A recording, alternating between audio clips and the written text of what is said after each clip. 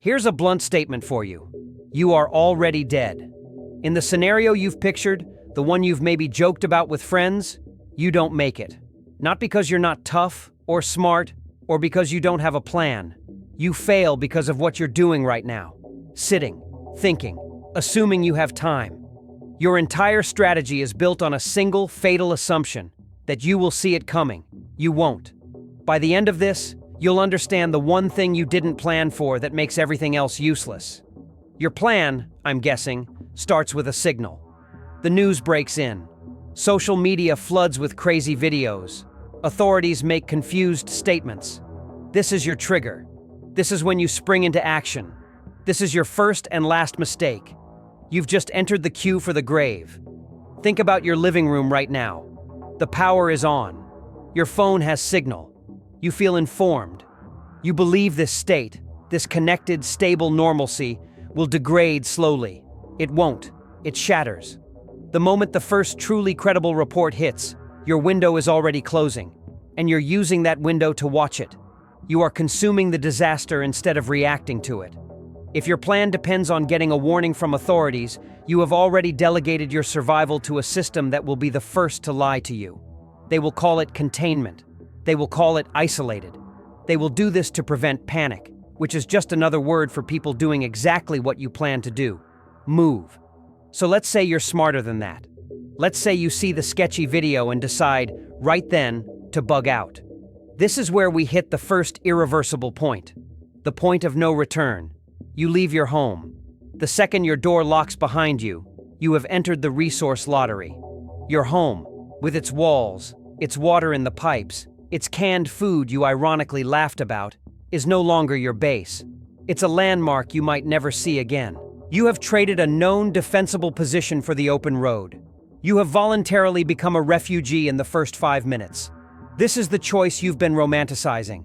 It's not an adventure, it's a demotion. Look at your bug-out bag right now if you have one. It's a museum of peace. It has a multi-tool, some protein bars, a first aid kit for scrapes. It is built for a weekend camping trip where you get a little lost. It is not built for a world where every sound is a threat and every human you see is a potential carrier. Your gear is a comforting illusion. The real tool you needed was a mindset, and you packed fear instead. Next, this gets worse because you have to get through your own neighborhood. And that's where your second comforting illusion dies.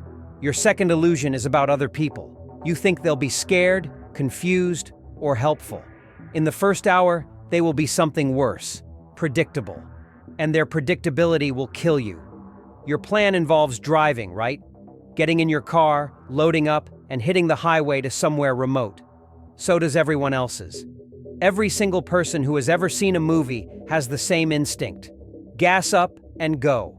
Let's walk through it. You hear the news. You decide to move. You grab your keys. You step outside. The air smells normal. You hear a few distant sirens, maybe a dog barking. It feels tense, but quiet. This is the calm that kills you. Because you are not the first. The guy 3 streets over who is a prepper, the family with the paranoid dad, they're already gone. They didn't wait for the news broadcast. They saw the power flicker in a weird pattern, or got a garbled text from a cousin in the next city, and they moved. They are already at the gas stations. You pull up to your local station. The line is already 4 cars deep. Not a panic, just a busy Tuesday. You wait. You tap the steering wheel. This is where you make your first critical, silent choice. Do you wait for this pump? Or do you try the next station? You're weighing minutes. You decide to wait. 5 minutes pass. The line doesn't move. Someone at the front is arguing with the clerk. The card reader isn't working. Cash only. You check your wallet. You have $40. The sign says premium is $5 a gallon. Your tank holds 15 gallons. You do the math. This is no longer a theory. This is a concrete failure in progress. You finally get to the pump. You swipe your card, declined. You try again, declined. You feel a hot flush of disbelief. The financial networks are crashing. Your digital money is vanishing. The guy behind you honks. This is the moment. This is the after this. Returning to normal is impossible point for your plan. Your vehicle, your escape pod, is now a metal box with half a tank of gas and no way to fill it. The currency of the old world just expired. You are standing in a parking lot, holding a piece of plastic, as the world forgets what it means. But let's say you have cash. You fill up. You hit the road. Your route is your third illusion. You've mapped a path using back roads. So has everyone else with a map app. Waze and Google are now actively routing thousands of terrified people onto the same low-traffic alternatives. That two-lane county road becomes a parking lot. And then it becomes a trap. A 12-mile backup with no services, flanked by woods. You are now in a metal canyon of other people's fear. Your car is a battery, a storage unit for fuel, food, and medicine that everyone around you can see. This is where most people die. Not from bites, from exposure, from dehydration while sitting in a traffic jam, from a confrontation over a sip of water when you finally crack and get out to look ahead. Your plan made you a stationary target in a field of other stationary targets. You optimized for distance, not for safety. You thought the threat was behind you, in the city. The threat is in the car next to you, running low on insulin. The threat is behind the trees, watching your exhaust steam in the cold. I want you to picture the sound, not sirens, not screams. The sound of engines idling, then one by one, turning off. The click of a door opening. A voice, tired, saying, "What's going on up there?" That's the soundtrack of failure. You are now part of a collective, and collectives starve. Next, this gets worse because you have to abandon your car, and everything you thought you could carry. Abandoning the car. You've seen it in movies. The hero grabs their bag, gives the steering wheel one last look, and strides purposefully into the woods. It looks like a decision. It feels like freedom. It is not. It is an act of total, irreversible surrender. The moment you lock that car door, if you even bother, and step onto the gravel shoulder, you have voluntarily become prey. You have shed 2 tons of steel, glass, and climate control. You are now a slow, soft, noisy animal in a landscape that is suddenly very, very large. Let's talk about your feet. Right now, you're probably sitting down. Your feet are comfortable. In your plan, you have good boots. Maybe you do. But breaking in boots takes weeks. You are now going to walk further in one day than you have in the past year. Your nice, supportive boots will find the one spot on your heel you never knew about and grind it into a blister within the first 5 miles. That blister will pop. It will fill with dirt. It will become infected. In 72 hours, you will have a limp. In a week, if you make it that far, every step will be a shot of white-hot pain. Your pace will drop from 3 miles an hour to 1. You are no longer escaping. You are crawling. This is the concrete failure of the ordinary person. You packed for the apocalypse, but you didn't train for Tuesday. Your body is a museum of sedentary life. Your lower back aches from sitting. Your knees crack. You get winded carrying groceries. You have just turned your greatest liability, your physical self, into your only vehicle, and it's breaking down. But let's set the pain aside. Let's talk about what's in the bag you shouldered so confidently. You have to lighten your load. This is where you make choices that feel logical but are suicidal. You look at the weight. You think, I need to move fast. I need to be agile. So you start ditching things. Extra clothes? Too heavy. Toss them. The rain poncho? It's not raining. Toss it. The heavy-duty water filter? You have iodine tablets. Toss the filter. You are optimizing for the next 6 hours, not for the next 6 days. You are trading long-term survival for short-term speed. This is the, after this, returning to normal is impossible point for your stamina. You have just turned your sophisticated kit into a day hiker's pack. You are one storm, one muddy fall, one empty stream away from being helpless.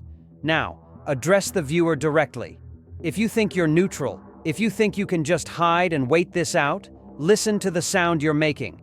The rustle of your jacket, the crunch of your boots on twigs, your own breathing, which sounds like a bellows in the quiet. You are not a ghost. You are a walking dinner bell. Every animal within earshot knows you're there. And you are not at the top of this food chain anymore.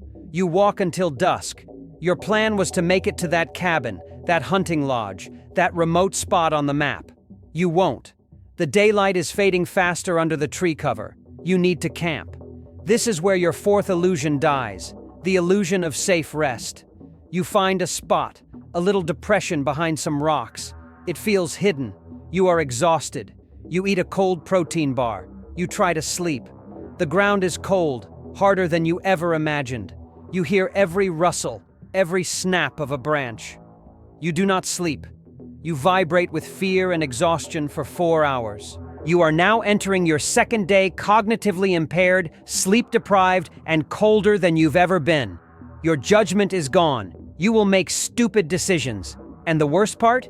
You're still thinking about the zombies. You're listening for groans, for dragging feet. That's the movie nonsense. The real threat isn't behind you. It's already ahead of you. It's the other person who had the same map, who got there first, and who is now watching you stumble into their perimeter. Next, this gets worse because you need water, and water doesn't care about your plans. Water. You're thirsty right now, reading this. You can get up, walk to your kitchen, and turn a tap. That action involves zero thought. It is the single most profound magic trick of civilization, and it has just ended. In your plan, water is a line item. Pack filter, find stream. 2 words, 1 sentence. It is the most devastating oversimplification you have made. Your body is about 60% water. When you are stressed, cold, and walking all day, you need about a gallon. Just to function, not to thrive, to avoid collapse. A gallon of water weighs over 8 pounds. You cannot carry enough, so you must find it. And here is your next irreversible point. The moment you commit to a water source, you become predictable. You are on a timer. Everyone and everything else that needs to live is on the same timer, heading to the same spots.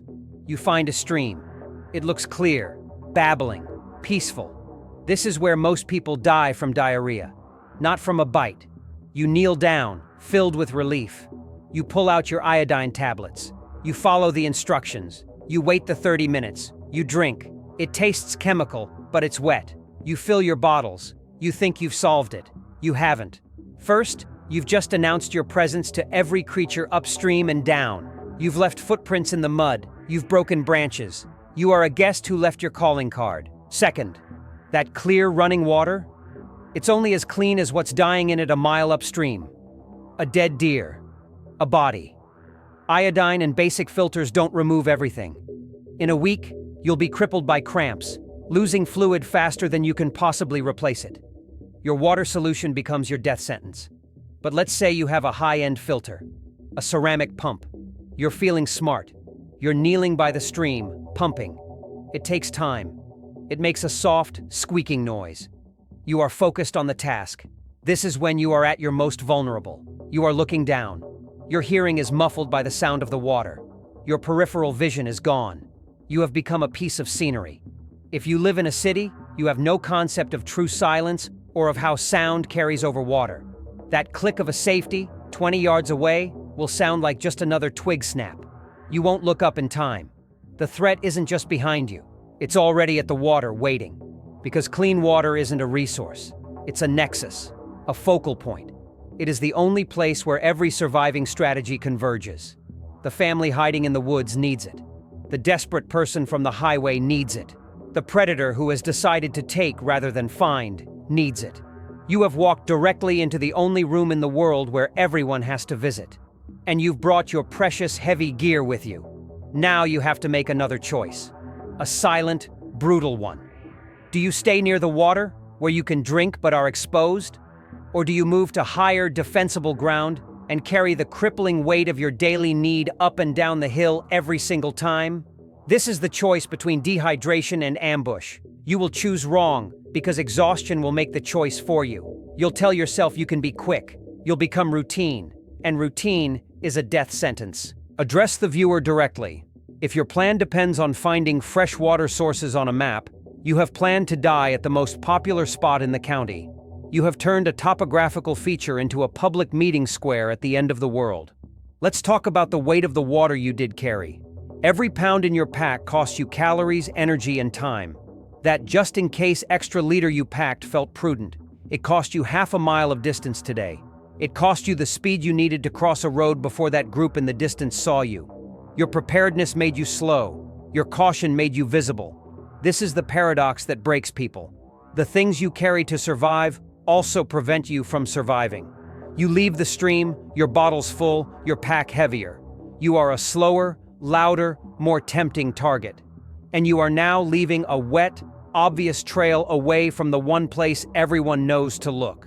Next, this gets worse because night is coming again. And dark is not just the absence of light, it's the absence of your senses. Darkness.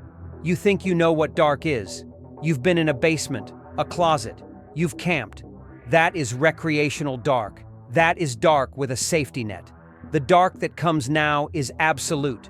No city glow, no distant highway lights, no moon if the clouds are thick. It is a physical substance. It presses against your eyes. You can't see your hand in front of your face. Your plan probably involved lying low at night.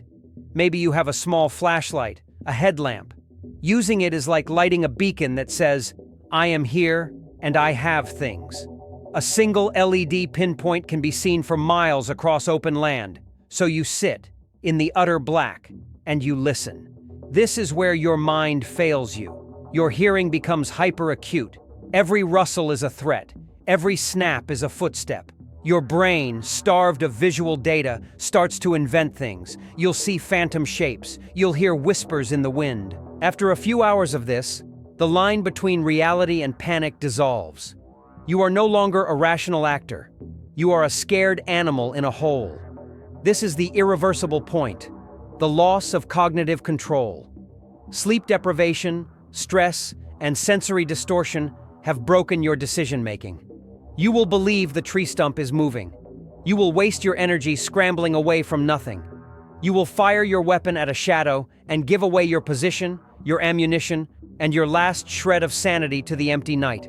The dark doesn't hide monsters. It turns you into one, a terrified, paranoid wreck who is a danger to yourself.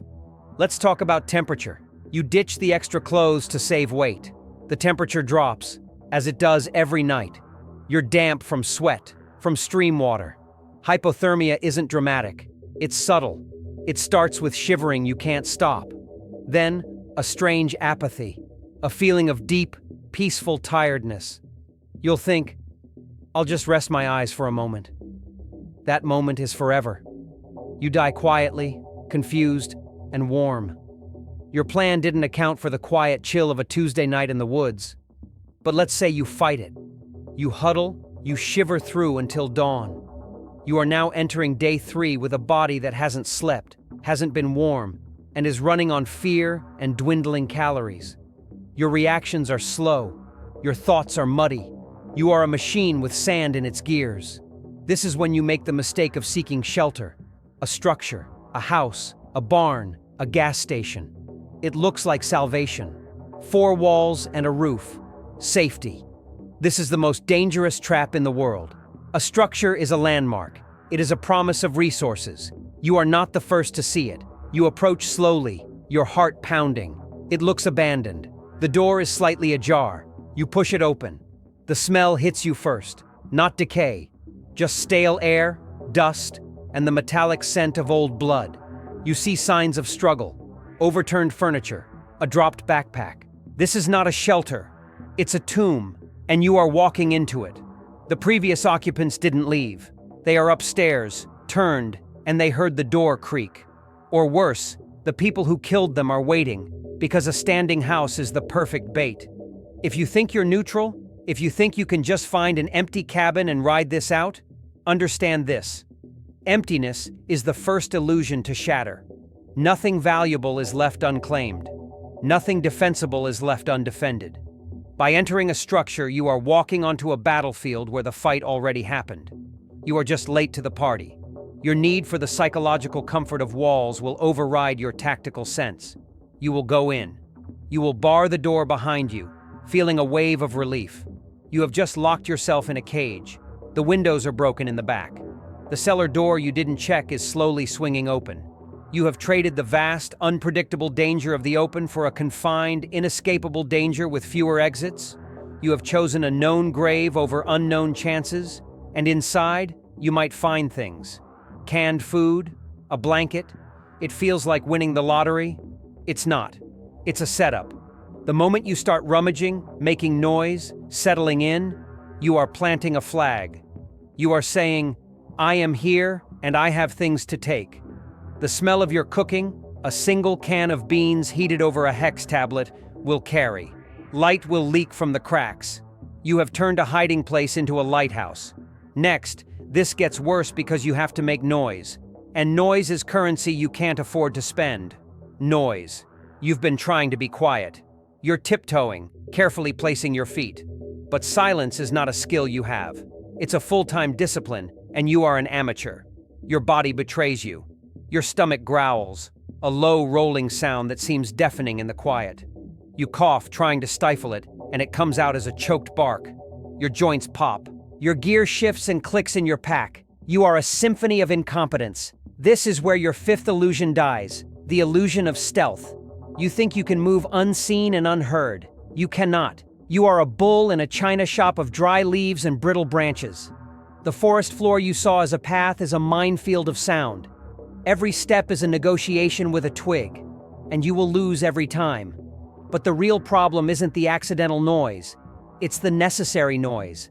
The noise you have to make to live. You need to open that can of food. The sound of a pull tab or a can opener is a sharp, metallic shriek that travels. You need to boil water. The hiss of your tiny stove, the clank of a pot. You need to secure your shelter.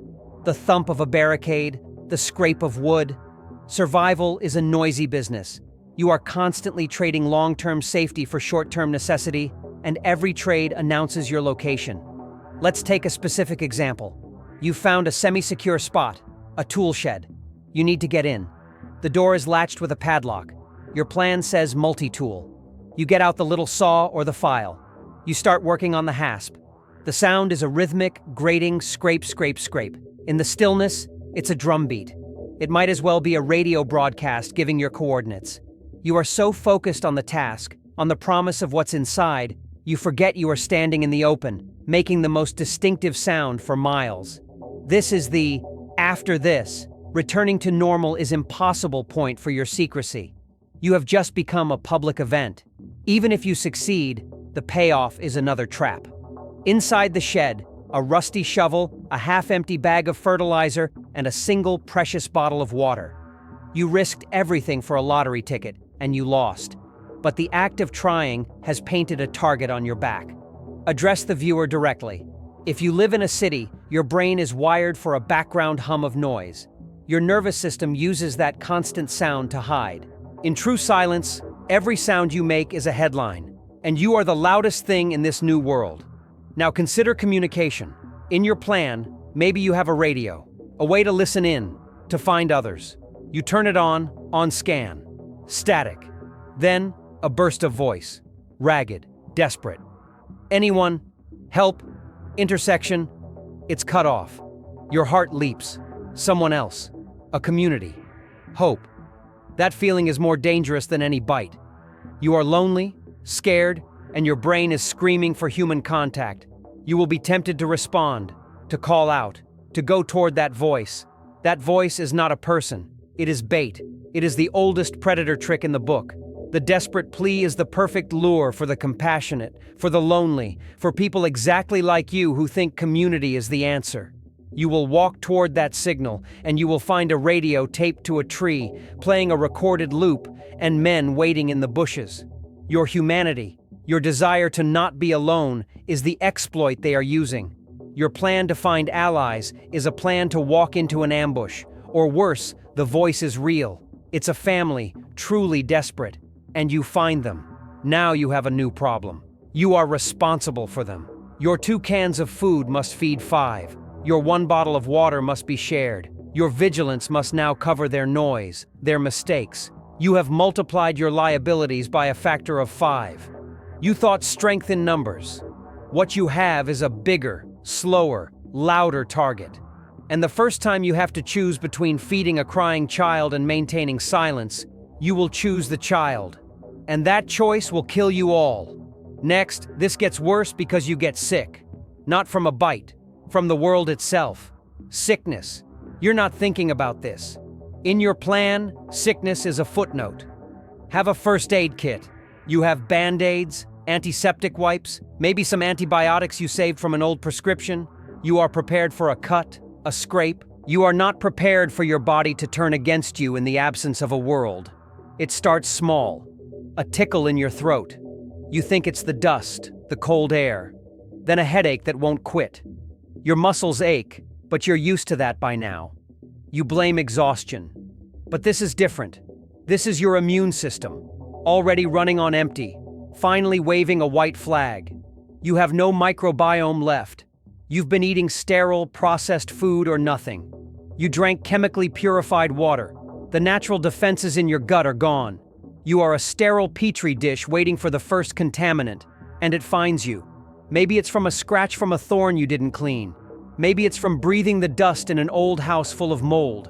A simple infection takes root. Without a constant clean water supply to flush it, without real medicine, it spreads. Your body heats up. You develop a fever. This is the irreversible point, the loss of physical autonomy. Fever is a cognitive thief. It clouds your thinking. It saps your strength. You can't walk. You can't think straight. You are now stationary, vulnerable, and delirious. You are a burden to anyone with you, and you are alone. Your sophisticated survival plan has been defeated by a microscopic organism that was here long before the apocalypse and will be here long after. Let's talk about your first aid kit. You open it. The band-aids are there. The gauze. The little tube of antibiotic ointment. It's for a weekend accident. It is not for sepsis. It is not for pneumonia. It is not for the infected blister on your heel that has now turned your foot into a hot, red, throbbing mass. You look at your foot and you know on some level that if you don't get real antibiotics, you will lose it. Or you will die. Your plan contained a metaphor for help, not the thing itself. Now you face the choice. Do you stay hidden, hoping your body fights it off? Or do you try to find medicine? Medicine means a town, a pharmacy. It means walking back toward the danger you fled, in a weakened state. It is a suicide mission. But staying is a slow death sentence. This is the choice between a bullet and a rope. You will hesitate. And in hesitating, the fever will decide for you. It will immobilize you. You will lie in your hiding place, shaking, drifting in and out of consciousness, utterly helpless. Address the viewer directly.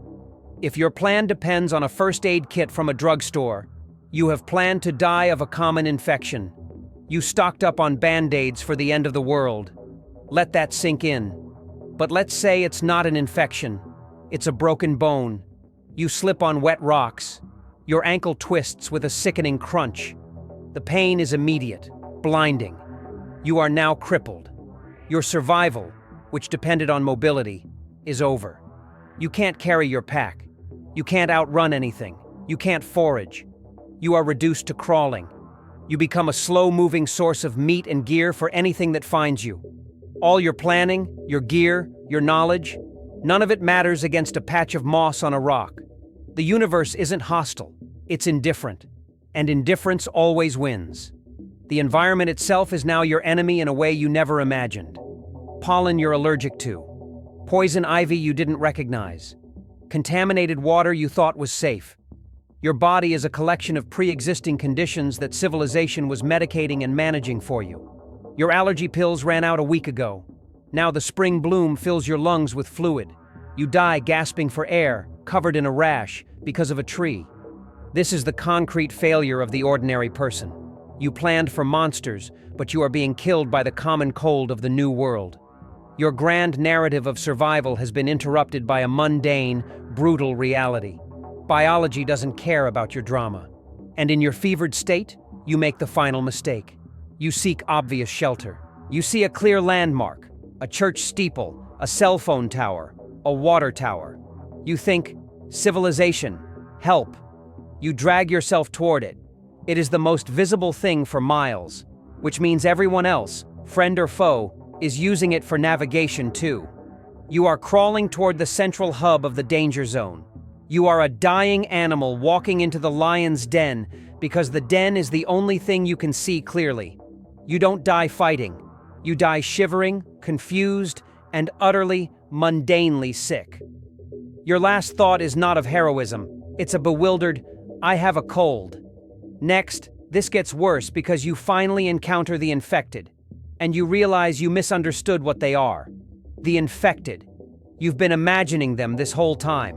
the slow, groaning, rotting movie monsters. Your plan was built around that image. Dodge them, outrun them, bash their heads in. That fantasy has been a comforting distraction. It has allowed you to focus on the wrong problem. The real infected are not the problem. They are the punctuation. You finally see one. It's not in a horde. It's alone. It's standing in the middle of a field, swaying slightly. It doesn't look threatening. It looks lost, pitiful. This is the moment that breaks your last illusion, the illusion of a clear enemy. This thing was a person. It's wearing jeans, a torn jacket. One shoe is missing. Its face is pale, its eyes clouded. It's not charging, it's just there. Your plan said, destroy the brain. A clean, clinical instruction. You have a weapon, a crowbar, a hatchet. You have to get close. The smell hits you from 10 feet away. Sweet, rotten, metallic. It's not like anything you've ever smelled. It bypasses your brain and goes straight to your gut. You fight the urge to vomit. You approach. It hasn't noticed you. You raise your weapon. Your hands are shaking. This isn't a zombie. This is murder. You are about to cave in the skull of something that looks human. Your morality, your civilized mind, screams in protest. You hesitate. That hesitation is the after this, returning to normal is impossible point for your soul. Whether you swing or you run, the person you were is gone. You either become a killer or you become prey paralyzed by conscience. There is no third option. Let's say you swing. The sound is wet and hollow. The thing drops. You stand over it, breathing hard, covered in flecks of something you don't want to identify. You feel no triumph. You feel sick, stained, and you have just made a tremendous amount of noise, broadcasting your location and your violent capability to everything in the area. You have traded your humanity for a temporary solution, and you have put a price on your head for anyone who heard the struggle. But the real threat isn't this one, it's the consequence. You've now entered the food chain as an active predator. And in this new ecosystem, the biggest predators don't hunt the infected, they hunt the hunters. The people who are well-armed, who are moving, who are taking resources. You have just graduated from being prey to being competition, and competition gets eliminated. Now let's talk about the horde. You finally see it from a distance, a shambling mass on a highway. It's not fast, but it is inexorable. Like weather, your plan was to avoid them, to go around, but you realize now they aren't wandering randomly. They are following stimulus, sound, light, the scent of living things. They are a slow, stupid, gravitational force. They flow into low places, into valleys, along roads. They fill spaces like water. Your clever backroad route is now a riverbed for them. Your avoidance strategy has a fatal flaw. It requires you to know where they are. You don't. They could be just over the next hill, silent until you blunder into them. They are the land itself, turned against you. You can't outwit the tide. You can only be somewhere else when it arrives, and you have no way of knowing where that is. Address the viewer directly. If you think you're neutral, if you think you can just hide and let them pass, understand this. They don't pass. They accumulate. A town doesn't get cleared. It fills up. They stumble into buildings and get stuck. They stand in fields until they rot and fall. They are a permanent, shifting landscape of death. Your safe zone today is the heart of the horde tomorrow. There are no safe zones, only temporarily clear areas. But the worst realization is this: the infected are not your primary threat. They are the environmental threat, like cold or thirst. The real threat, the thinking threat, is the other person who has already accepted all this. The person who didn't hesitate. The person who saw the lone infected and didn't see a tragic former human, but a tactical obstacle to be removed with silent, practiced efficiency. That person is not burdened by your morality. They are optimized, and they are looking for you, not to eat you, to take what you have. Your gear, your food, your hiding place. You are a resource node to them. Your plan failed because it was a plan for a natural disaster. This is not a natural disaster. It is a human disaster. The rules are human rules.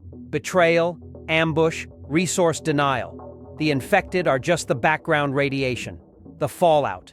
The real war is between the survivors, and you are not equipped for that war. You packed for geology. You are in a psychology exam. You are now trapped between two forces: the mindless, grinding pressure of the infected mass and the sharp, intelligent cruelty of the surviving few. You are the soft thing in the middle. Next, this gets worse because you have to make a choice about another living person. And there are no good options. Another living person. You see them before they see you. They're alone, like you. Their clothes are torn. They're limping. They look exhausted, harmless. Your heart leaps.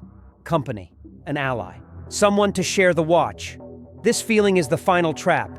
It is more seductive than any safe house, any cache of food. You have a choice. Do you reveal yourself, or do you hide and let them pass? If you reveal yourself, you are gambling everything on a stranger's mental state. Are they rational? Are they desperate? Are they armed? You step out, hands up. I'm friendly. They startle, panic in their eyes. They might have a weapon drawn in a second. You've just initiated a Mexican standoff with someone as scared and paranoid as you are. The slightest twitch could end it. You are now in a negotiation where the currency is trust, and neither of you has any. Let's say they lower their weapon. You talk. You share a meager meal. You feel a glimmer of hope. This is the after this. Returning to normal is impossible point for your future.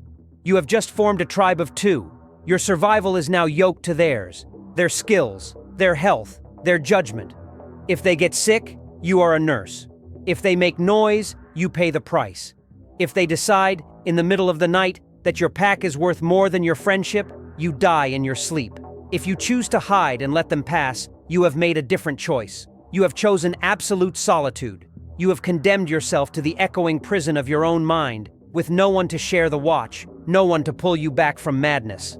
You will watch another human being walk away, and you will feel a loneliness so profound it feels like a physical wound.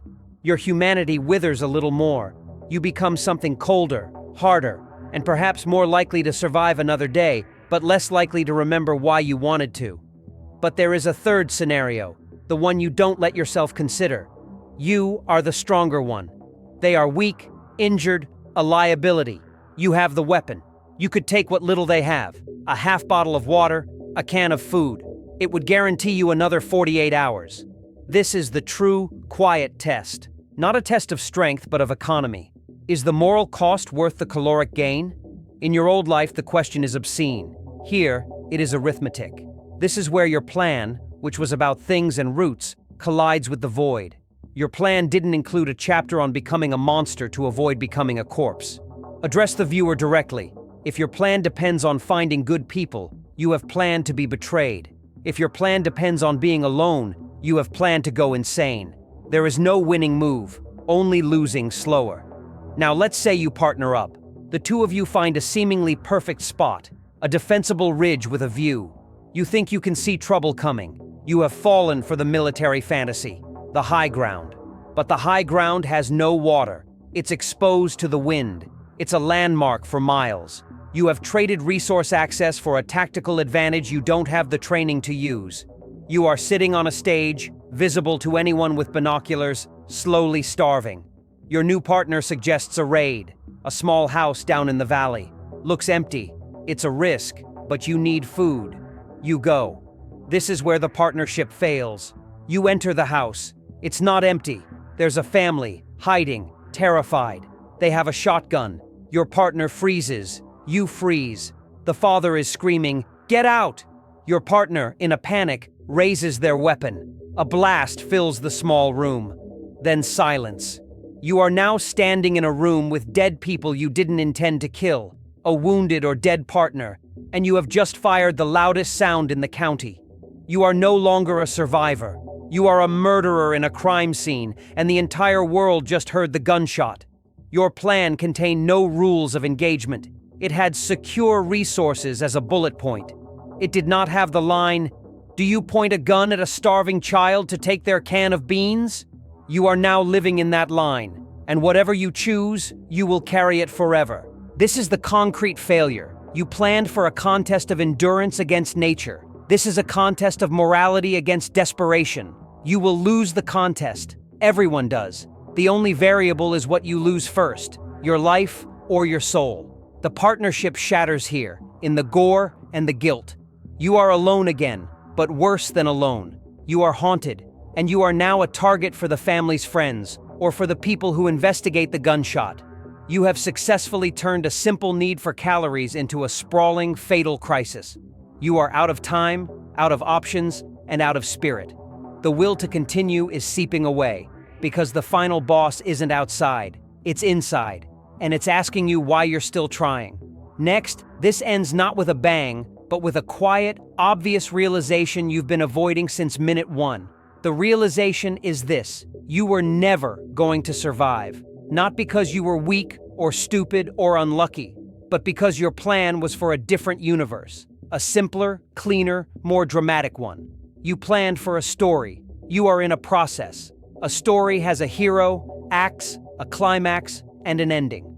A process just grinds. It wears you down in tiny, unremarkable increments until nothing is left. Your failure was guaranteed in the first second, with the first assumption that survival is a set of actions you perform. It is not.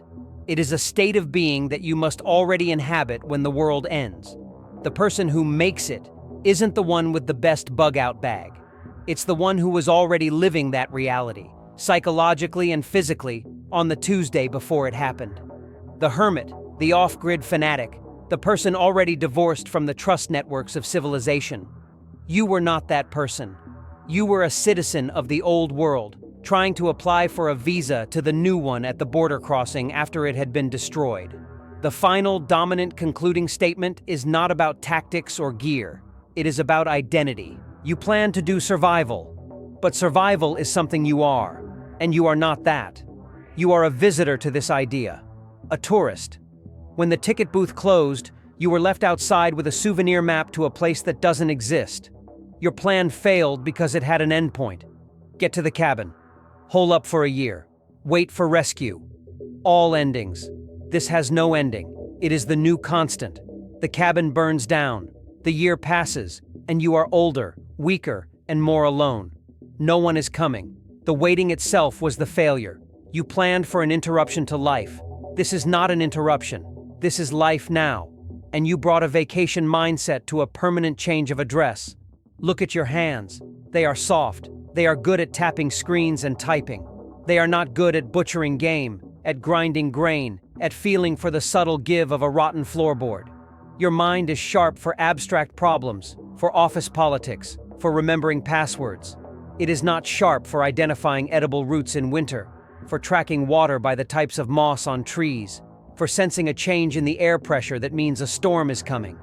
You are a specialist in a world that has abolished your specialty. You are a lawyer in a world without law. The quiet appeal is this: let go of the fantasy. It is comforting. It is exciting. It is also a mental parasite that will make you overlook the real threats to your life today. The financial instability, the deferred maintenance on your health, the fragile networks of supply that bring you food every day. Your zombie plan is a distraction from the actual slow-motion apocalypse you are already living in. The one where you are one layoff, one illness, one major repair away from a personal collapse. Fix that. Prepare for that. Stop imagining a world that ends. Start engaging with the world that is. Build real skills. Build real community. Get physically capable. Get financially resilient. That is the only apocalypse plan that doesn't fail, because it's not for an apocalypse. It's for Tuesday. And if a Tuesday ever comes that is worse than all others, you won't need a plan. You'll already be living it.